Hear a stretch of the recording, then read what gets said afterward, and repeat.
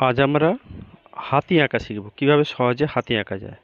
প্রথমে আমরা একটা উল্টো নাইনে করব, তারপর উল্টো ইউ, এইভাবে ঠিক উল্টো একটা ইউ আঁকবো। ঠিক আছে, তারপর একটা ডি আঁকবো কানের জন্যে। ঠিক আছে, দিয়ে এইভাবে সুঁটা এঁকে নেব।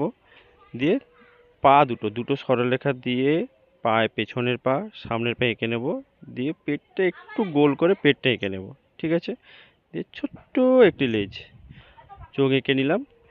এইবার আমরা কি করব, ছোট্ট ভির মতন করে দাঁতরাও করে নিলাম। এইবার স্কেচ দিয়ে দেখো ডিটেলিং কিভাবে করছি, এইটা খেয়াল করতে হবে। ঠিক আছে, এইবার আমরা প্রথমে সুঁড়টা করলাম, দাঁতরা করলাম, এটা গলাটা দিয়ে পা করব। পায়ে নখ দুটো বড় বড় দেখা যাবে।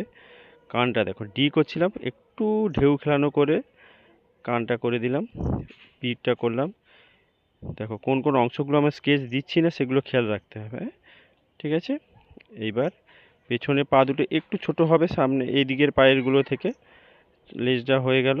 ঠিক আছে, এবার চোখ, ছোট্ট চোখ, আর ওদিকের কানটা একটু কিন্তু দেখা যাবে, সেটা করে নেব আমরা পরে। পিছনে দেখুন, আমরা অনেক সময় দেখি যে রাজার বাড়িতে হাতি থাকলে তার পেছনে বসার আসন দেওয়া থাকে, ওই কানটা করে দিলাম, ওদিকে অল্প দেখা যাচ্ছে।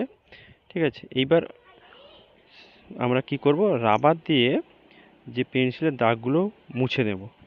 মুছে দেখবে সুন্দর একটা হাতি হয়ে যায়।